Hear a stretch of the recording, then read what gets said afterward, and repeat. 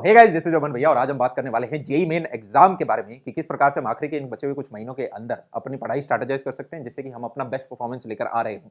और ये आखिरी के कुछ महीने में इसलिए बोल रहा हूं क्योंकि हमारे पास मल्टीपल अटेम्प्ट्स हैं। और जनाब आज हम बात करने वाले हैं हमारी सबसे अच्छी गॉड स्ट्रैटेजी के बारे में। ये पिछले कई सालों से यार बच्चे इस्तेमाल कर रहे हैं और इससे लाखों बच्चों ने अपनी परफॉर्मेंस इंप्रूव करी है। आज आप सभी लोगों के साथ भी शेयर कर रहा होऊंगा और जनाब ये कुछ चीजें ऐसी स्पेशल बताई जाएंगी इस वीडियो के दौरान बीच बीच में कि आज के दिन प्रीवियस ईयर क्वेश्चंस का क्या महत्व है। कुछ ऐसे सब्जेक्ट्स हैं जैसे मैथ्स के अंदर अगर आपने नोटिस किया हो 2020 और 21 के अंदर काफी सारे पेपर प्रीवियस ईयर क्वेश्चन जैसे एग्जैक्ट काफी सिमिलर क्वेश्चन आते हैं और उनको आप पकड़ते ही अपना आंसर दे पाते हो। एनसीईआरटी का कितना महत्व है। तो जनाब वहां जाने से पहले हम बात कर लेते हैं भैया ये गॉड शब्द का मतलब क्या है।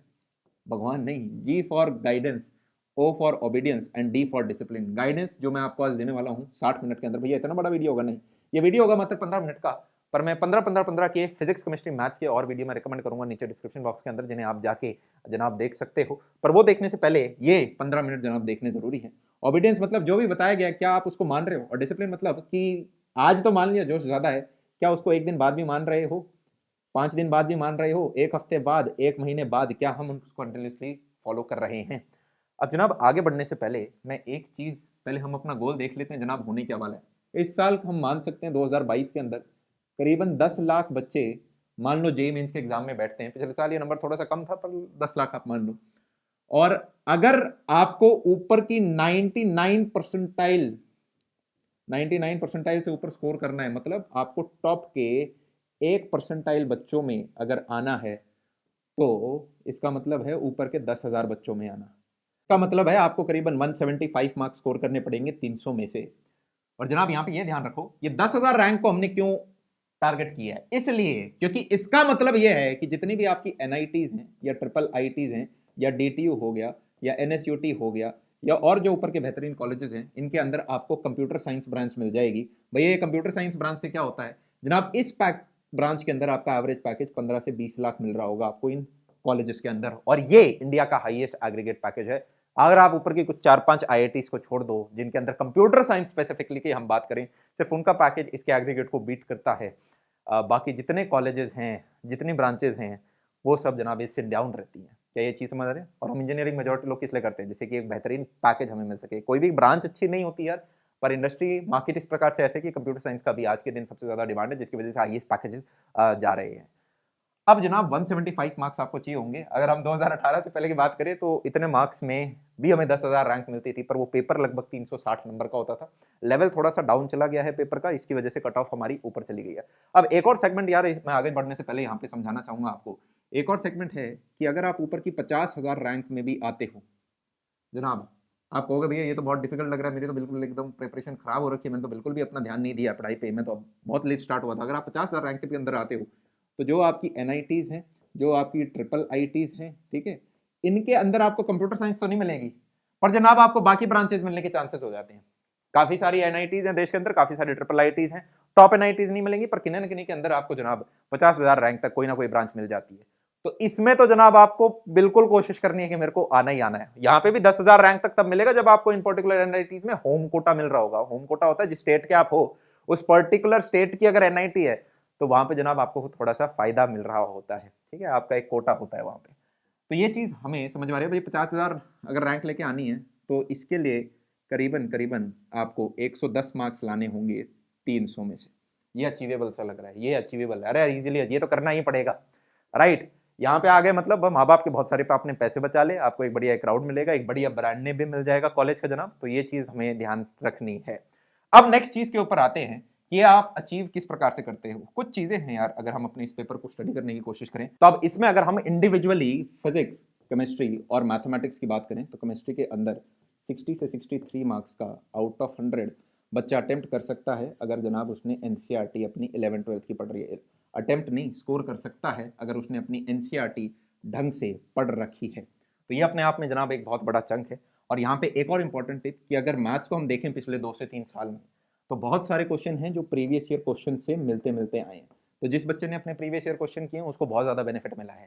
तो यहाँ पे अब आपको एक प्रो ट्रिप याद रखनी है कि 2019 से लेके 2021 के अंदर हमारा जो नया पैटर्न आया है, ये जो लेवल थोड़ा सा रिड्यूस हुआ है, आपको जनाब इस समय के बीच के सारे क्वेश्चंस, प्रीवियस ईयर क्वेश्चन जरूर करने हैं। आप बगल वाली स्टेशनरी में जाओ, कहीं से भी लेके आओ, पर आपको chapter wise, topic wise previous year questions आज के दिन मार्केट में मिलेंगे। ये सबसे प्रीमियम क्वेश्चन बैंक है जो कि आपको पेपर का स्तर बताएगा और आपको खुद पता चलेगा कि मैं इनमें से कितने अटेम्प्ट कर पा रहा हूं। ठीक है, कोई भी आप जनाब पब्लिशर जाके ले सकते हो। My personal favourite will be again Oswal books, काफी बेहतरीन इन्होंने काम कर रखा है, काफी अच्छे से प्रूफ रीडिंग वगैरह चीजें निकाली हैं, तो वो जनाब आप जाके देख सकते हो।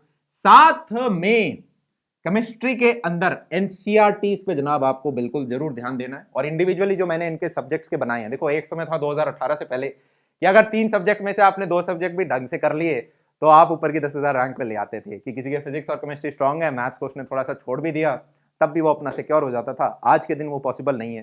क्यों जनाब? क्योंकि हमें 175 स्कोर लेके आना है आउट ऑफ 300, और यहाँ पे तीनों का स्ट्रांग होना जरूरी है। अब ये जो सब्जेक्ट वाइज इंडिविजुअल वीडियो हैं, इनके अंदर मैंने क्या करा है, आपकी प्रॉपर एक टाइमलाइन ग्राफ बनाई है, जहाँ पे जनाब काफ़ी आपके चैप्टर होते हैं जो इस बॉक्स के अंदर लाई करते हैं। ये कौन सा बॉक्स है? ये वो चैप्टर हैं जिनको खत्म करने में आपको 0 से लेके 4-5 दिन के बीच में लगेगा, और ये ईजी से लेके मीडियम लेवल के होते हैं।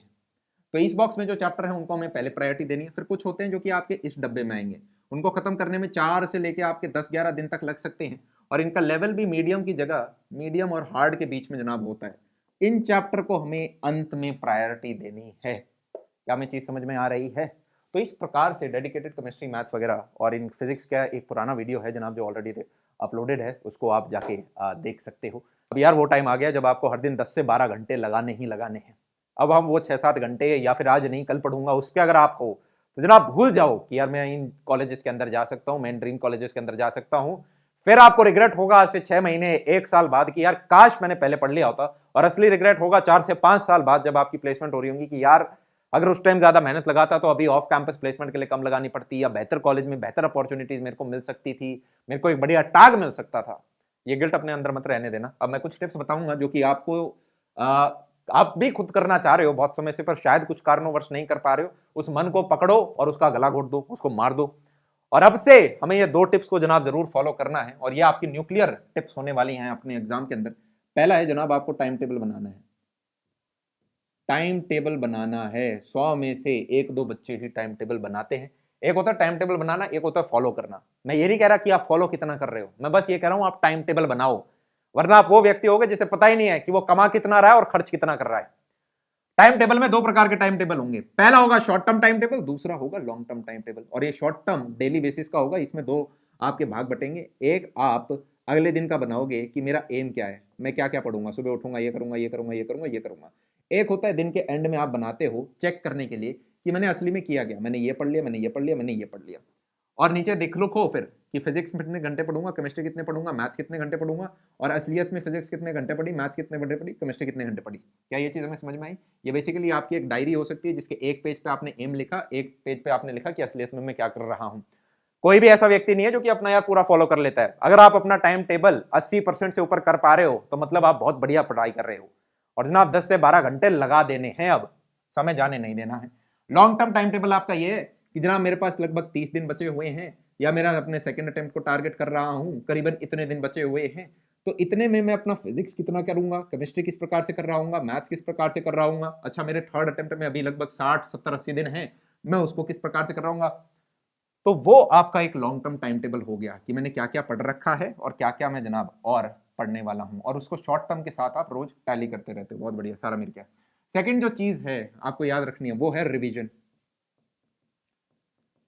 जनाब टाइम टेबल नहीं बनाओगे फिर भी हो सकता है जिंदा बच जाओ, अगर आपने रिवीजन नहीं किया तब तो मौत निश्चित है।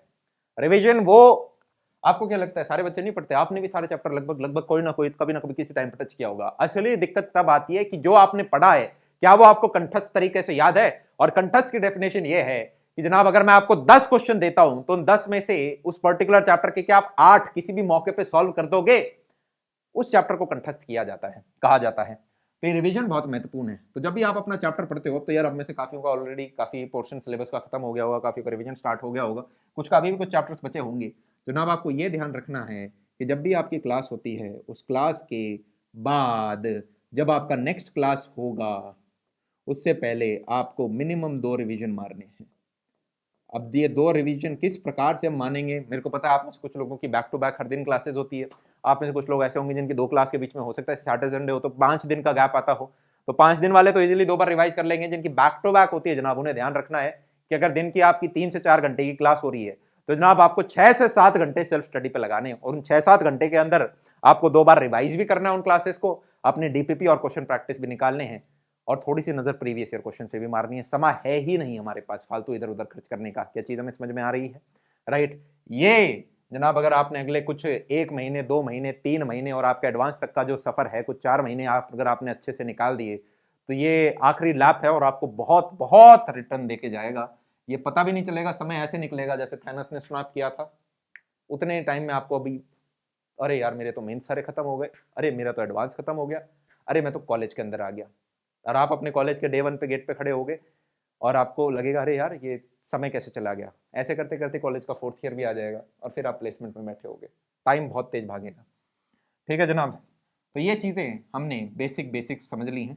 इसके बाद जनाब ध्यान रखो प्रीवियस ईयर क्वेश्चंस बहुत इंपॉर्टेंट हैं। मैं उसको यहाँ पे तीसरा भी लिख सकता हूँ, previous year questions are very important, especially 2019 से लेके 2021 के लेके। ठीक है जनाब, तो इसी के साथ जनाब मैं आज का ये वीडियो समाप्त करता हूँ। सारे जो वीडियो के लिंक वगैरह हैं ये सभी आपको नीचे डिस्क्रिप्शन बॉक्स में मिल जाएंगे। तब तक के लिए अच्छा, काफ़ी सारी चीज़ें तो बताई नहीं। एक और गुड न्यूज़ कि अगर आपको यार प्रॉपर वीडियो लेक्चर्स चाहिए और आप चाहते हो कि आपका एक एक चैप्टर एक एक दिन में आपको कोई समझा दे, तो हमने हर एक जेईई मेन के चैप्टर को 6 से 9 घंटे के बीच में यार कवर कराया है। और ये हमने एक नया चैनल खोला है जिसका अभी नाम है आरंभ। फ्यूचर में हम इसका नाम यार अपनी कक्षा जेईई करने वाले हैं। ठीक है, आरंभ चैनल है जनाब, और यहाँ पे आपकी फिजिक्स केमिस्ट्री मैथमेटिक्स की हर दिन मैराथन हो रही है। एक दिन फिजिक्स करा कर जाता है, एक पूरा चैप्टर खत्म करते हैं, फिर अगले दिन केमिस्ट्री, फिर पूरे दिन मैथ्स। तो अभी भी ये सारी क्लासेस लाइव चल रही हैं।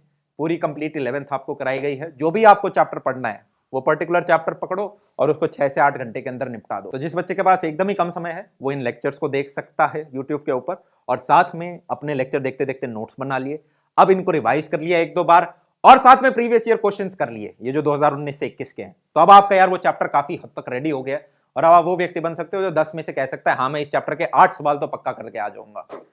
और ये लेवल अचीव हो गया जनाब तो हम अपनी 10,000 रैंक वाला जो सपना है वो भी ले आ पाएंगे। हाँ, आपको इसका बड़ा सपना है वो भी रखना। मैंने कंप्यूटर साइंस का लोअर मार्क 10,000 रखा है और उससे नीचे NIT का 50,000 रखा है। इन्हीं को गोल मत बनाना, इनसे बड़े गोल बनाना। इसी के साथ जनाब इजाजत लूंगा। आप सभी को all the best, very best. तब तक के लिए love you all, take care, see ya, bye bye.